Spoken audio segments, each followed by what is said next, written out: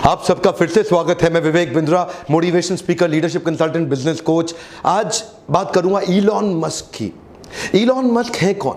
फार sighted, futuristic, barrier free thinking रखने वाले एक South African born Canadian American business magnate है। ये इलॉन मस्क जैसे लोग सदी में दो चार ही पैदा होते हैं। लगभग 100 साल में दो चार लोग ही ऐसे पैदा होते हैं। इलॉन मस्क वो लोग हैं जो फ्यूचर को कंट्रोल करना जानते हैं, एनविजन करके।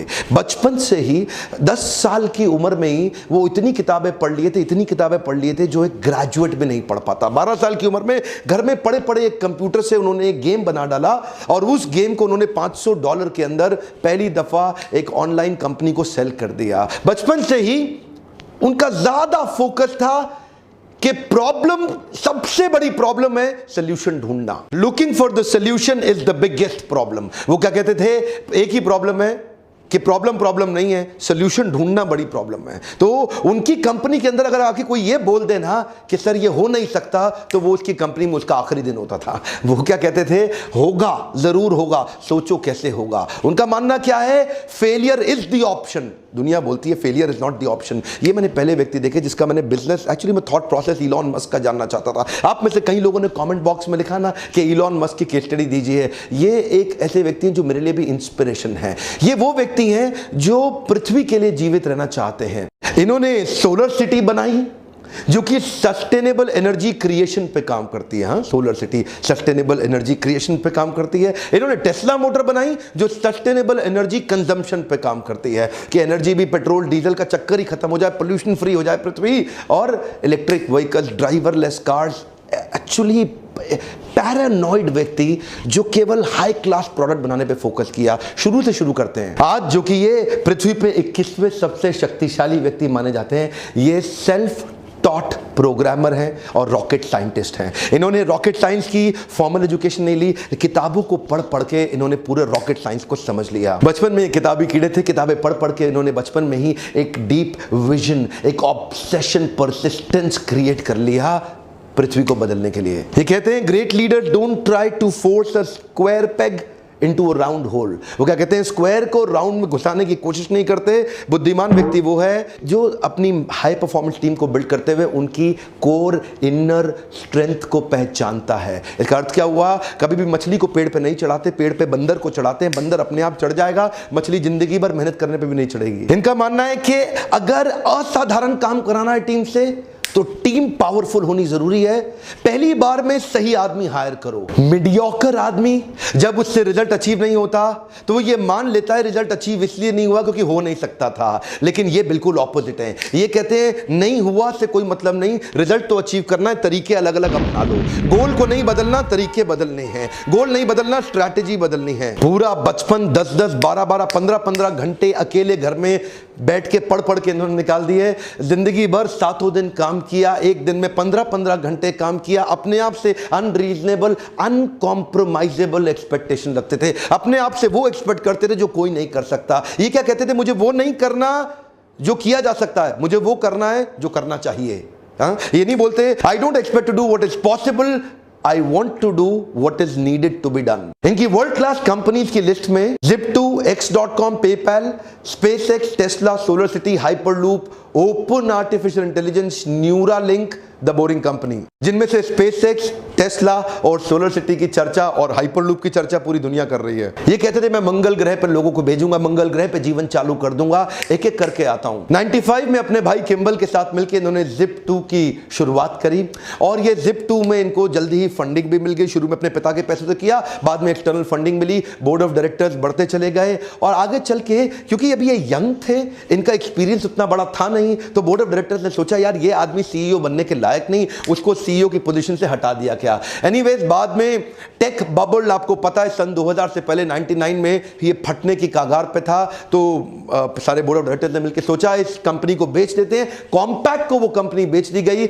जहां से जो पैसा मिला उसमें इनका 7% इक्विटी था, जिसमें इनको $22 मिलियन तुरंत मिला। और वो $22 मिलियन ये घर में रख करके रईस आदमी की तरह घूम सकते थे। छोटे थे, यंग थे, लेकिन वो पूरे $22 मिलियन डॉलर एक एक करके इन्होंने आगे इन्वेस्टमेंट शुरू कर दी और तुरंत चालू करी x.com। ये एक ऑनलाइन ट्रांजैक्शन की ऑनलाइन बैंकिंग कंपनी थी, अपने आप में पहली ऐसी कंपनी दुनिया भर में। आगे चल के कन्फिनिटी नाम की एक कंपनी के साथ इसका क्लैश हुआ, लेकिन उसी समय दोनों कंपनी मर्ज हो गई और उसका नाम पड़ गया पेपैल। क्या आप जानते हैं पेपैल? दुनिया भर में आज पेपैल फेमस है। उसको किसने स्टार्ट किया, उसको किसने बड़ा रूप दिया? वो इलॉन मस्क ही थे। उनका जो सीटीओ था ना, चीफ टेक्निकल ऑफिसर, उसके साथ इनकी बहसबाजी हो गई। ये सीईओ थे, वो सीटीओ थे, और बहस ऐसा हुआ कि वो सोच रहे थे कि लाइनेक्स पे रखें इसको कि विंडोज पे लेके जाएं, और उस बहस के चक्कर में सीटीओ ने बाकी बोर्ड को अपने साथ लिया। ये भाई साहब की अभी नई शादी हुई थी इलॉन मस्क की, ये गए हुए थे हनीमून पे, पीछे से उन्होंने इसको बाहर निकाल दिया और सीईओ की पोजीशन से बाहर कर दिया। बहरहाल उस कंपनी से भी बाहर हुए ये, लेकिन तब बाहर होते वक्त इनका शेयर बहुत बड़ा हो चुका था। $165 मिलियन लेके बाहर निकले तो रुके नहीं। अब क्या सोचे? मुझे लगता है कि मंगल ग्रह पे जीवन होना चाहिए। ये सोचे मंगल ग्रह पे पेड़ पौधे उगाऊंगा, उसके बाद लोगों को बसाऊंगा, पूरा जीवन बसाऊंगा। ये रशिया गए। रशिया जाके उन्होंने बोला कि कुछ ऐसे रॉकेट्स का अरेंजमेंट किया जाए कि जिससे मैं मंगल ग्रह जा सकूं। उन्होंने इनको प्रपोजल दिया कि $8 मिलियन लगेगा। अब ये सोचने लगे, यार $8 मिलियन तो बहुत ज्यादा है। ये रशिया में काफी नेगोशिएट करने की कोशिश जब की तो उनके प्रोजेक्ट को रिजेक्ट कर दिया गया। ये वापस आ गए। वापस आके सोचे क्यों ना मैं ये कंपनी खुद ही बना लूं, तो पढ़ने लग गए। अपने आप पढ़ पढ़ के इन्होंने अपने आप उसी समय स्पेसएक्स कंपनी फाउंड करी। जिस प्रकार हेनरी फोर्ड ने commercially viable automobile industry create करी, उससे पहले गाड़ियां बड़ी महंगी बनती थी। हेनरी फोर्ड ने उसको कमर्शियली वायबल बनाने के लिए बड़ा एक असेंबली लाइन बना दिया। बोले जैसे हेनरी फोर्ड ने उसको कमर्शियली वायबल किया, तो मैं स्पेस ट्रैवल को कमर्शियली वायबल क्यों नहीं कर सकता? $8 मिलियन तो बहुत ज्यादा है एक रॉकेट का। तो ये सोचने लगे कुछ ऐसा किया जाए कि रीयूजेबल रॉकेट तैयार किए जाएं। तो रॉकेट साइंस की इनको पढ़ाई इन्होंने फॉर्मली तो नहीं करी थी, लेकिन इससे पता चलता है कि एक आदमी नेट को खोल के या किताबों को खोल के या एनसाइक्लोपीडिया को खोल के किताबों को पढ़ के खुद भी सीख सकता है, और वो इन्होंने किया। प्राइवेट ऑर्गेनाइजेशन स्पेस ट्रैवल को रीडिजाइन कर देगा, इसका किसी को विश्वास नहीं हुआ। कोई नहीं बोला कि मैं इसकी मदद करने, कोई नहीं आया। एक्चुअली मुद्दा यह नहीं था कि रॉकेट को ऑर्बिट में पहुंचाना है। एक्चुअली मुद्दा यह था कि लो कॉस्ट में रॉकेट को ऑर्बिट में पहुंचाना है और उसी रॉकेट को फिर वापस भी लेके आना है उसको रीयूज करने के लिए।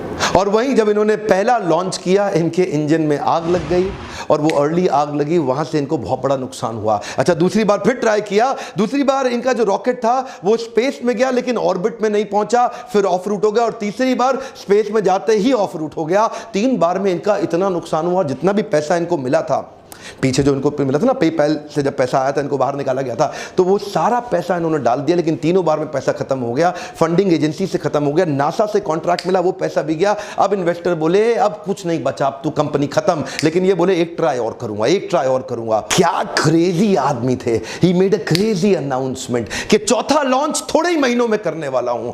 एक्चुअली इस इंडस्ट्री में इतने छोटे छोटे गैप पे कोई लॉन्च नहीं करता, पर ये छोटी उम्र के अंदर ही बहुत बड़े, इनका रिस्क एपेटाइट बहुत बड़ा था और अपना सब कुछ दांव पे लगाने को तैयार थे। अपना घर मकान बेच के किराए पे शिफ्ट हो गए, सबके कर्जे लेकर के आखिरी बार ट्राई किया, और इस बार न केवल सफल हुए बल्कि $1.5 बिलियन का नासा से एक प्रोजेक्ट भी ले लिया, और नासा ने अब इनको फंड किया, बोला आप हमारे लिए काम करिए। आप जानते हैं हमारा इसरो और नासा ये सरकारी पैसे पे काम करते हैं, लेकिन रीयूजेबल रॉकेट सरकारी पैसे के बिना उन्होंने प्राइवेट दम पे, बिना फॉर्मल पढ़ाई के, अपने आप किताबें खोल के पढ़ पढ़ के खुद ही कर डाला। ऐसा पैरानॉइड विजन अपने प्रोडक्ट और अपने क्राफ्ट को अचीव करने के पीछे ऑब्सेशन। देखिए, यही मैं आज अपने देश में देना चाहता हूं मैसेज। हमारे देश में भी ऐसे कई लोग खड़े होंगे जो इन वीडियोस को देख रहे हैं। आज ये नासा स्पेस एजेंसी के इक्विपमेंट, कार्गो और सैटेलाइट ऑर्बिट तक पहुंचाते हैं और रीयूजेबल प्रोजेक्ट बना दिया। अभी इसके साथ साथ इन्होंने, अभी चल ही रहा था, ये टेस्ला मोटर में भी पैसा डाल दिया। ये टेस्ला मोटर में पैसा इन्वेस्ट किए, उनकी कंपनी में घुस गए और पूरी तरह इन्वॉल्व हो गए। जल्दी ही इनको कंपनी का सीईओ भी घोषित कर दिया गया, और इन्होंने टेस्ला को लेकर के इलेक्ट्रिक व्हीकल बनाने के विजन को तैयार किया। जो पहली गाड़ी बनी वो अपनी कॉस्ट से डबल कॉस्ट पे चली गई। $1,09,000 की एक गाड़ी बनी। एक्चुअली ये सोच रहे थे शुरू में कि $50,000 में बन जाएगी, लेकिन जब बनाने लगे तो उसकी कॉस्ट डबल हो गई। गाड़ी बिकी नहीं, बिकने में बहुत दिक्कत आई। दूसरी बार कॉस्ट थोड़ी कम हुई, लेकिन तीसरे अटेम्प्ट में रीजनेबल कॉस्ट आ गई, जिससे इनकी बिक्री बहुत तेज हुई। यानी कि स्पेसएक्स में कई फेलियर आए, उससे पहले x.com में, पेपैल के टाइम पे पहले भी इनको निकाल दिया गया। उसके बाद इधर भी इन्होंने चालू किया तो इधर भी इनके कंटिन्यूअस फेलियर आते रहे। वो जो टेस्ला थी, ये जिधर जिधर गए ये क्या बोलते हैं, failure is an option. Come on, क्या फेलियर इज एन ऑप्शन, लेकिन you got to bounce back. Come on, you got to bounce back. याद रखिए, इलॉन मस्क अपने आप में केस स्टडी है, art of failing successfully. Come on, क्या art of failing successfully. आज $20 बिलियन से ज्यादा की नेटवर्थ, दुनिया के 50 सबसे पैसे वाले अरबपतियों में इनका नाम आता है। दुनिया भर में इनका इन्फ्लुएंस इतना बड़ा हो गया, भारत भी आ रहे हैं, इलेक्ट्रिक गाड़ियों को लेकर के उसकी तैयारी हो रही है। हमारे प्रधानमंत्री से इनकी मुलाकात भी हुई, और आप तो जानते भी हैं आज हमारे देश में पेट्रोल डीजल गाड़ियां हटाने की पूरी तैयारी की जा रही है, इलेक्ट्रिक व्हीकल्स लाने के लिए। ड्राइवरलेस पावरफुल गाड़ियां बना रहे हैं आज इलॉन मस्क, दुनिया भर में छा गए हैं। Futuristic, future oriented, barrier free thinking, ये जो ढक्कन लगा ना बैरियर, वही सबकी समस्या। आज एक बात कहना चाहता हूं, कुछ भी भूल जाना जिंदगी में, ये बाउंस बैक को मत भूलना, हमेशा बाउंस बैक करना। मैं हर वीडियो में बताने की कोशिश करता हूं, मेरे बाउंस बैक सीरीज के पावरफुल मोटिवेशनल इवेंट्स भी होते हैं, आप भी आइएगा। वीडियो के एंड में नीचे जाके चेक करिए, डिस्क्रिप्शन में लिंक दिया होगा, क्लिक करिए और अपनी सीट ब्लॉक करिए। आप और ट्रेनिंग करना चाहते हैं, अपनी लीडरशिप फनल में आना चाहते हैं, तो इस नंबर पे फोन करके आपको पावरफुल शक्तिशाली एंटरप्रेन्योर बनाने के कुछ ऐसे टूल्स और स्ट्रैटेजीज बनाई हैं, ऐसे फ्रेमवर्क्स तैयार किए हैं। 6 महीने का कोर्स है, आपको सफल बनाने की जिम्मेदारी मेरी। आप फोन करके अगली डेट का पता लगाइए कि ये 6 महीने का प्रोग्राम आप किस तरह से अटेंड कर सकते हैं, और आप अपने एक शक्तिशाली एंटरप्रेन्योरियल एबिलिटी को 10 गुना बड़ा कर सकते हैं। आज तो वीडियो मैंने एलॉन मस्क पे बनाया, नीचे मेरे को मैं प्रश्न में आपसे आज पूछूंगा, और किस दुनिया के पावरफुल लीडर के बारे में आप जानना चाहते हैं, जिनके बारे में मैं आपको शेयर करूं। आपको इंस्पायर करना ये मेरी जिम्मेदारी है। चैनल पे वापस आके सब्सक्राइब करना, बेल आइकन को हिट करना, दूसरों से कराना ये आपकी जिम्मेदारी है। और एक रिक्वेस्ट करना चाहता हूं, हमारे भारत में भी ऐसे पावरफुल पोटेंशियल्स हैं, लेकिन दबे हुए हैं क्योंकि बैरियर बन जाते हैं, उनको आसपास के लोग दबा देते हैं, कर नहीं पाते। घर बैठे बैठे ये फ्री वीडियोस आपको देखने को मिल रहे हैं, इतना सा काम करिए, शेयर करिए, तक कुछ क्या पता कि किसको कौन सी बात कब चिंगारी की तरह लग जाए और उसका एक जे कर्व हो जाए, उसकी ग्रोथ हो जाए। तो शेयर करिए, सारे व्हाट्सएप ग्रुप्स में हो सके तो डाउनलोड करके सबको शेयर कर दीजिए। मेरे साथ जुड़े रहने के लिए, हर बार वीडियोस को वापस आके देखने के लिए प्रेम पूर्वक आप सबका फिर से बहुत बहुत धन्यवाद।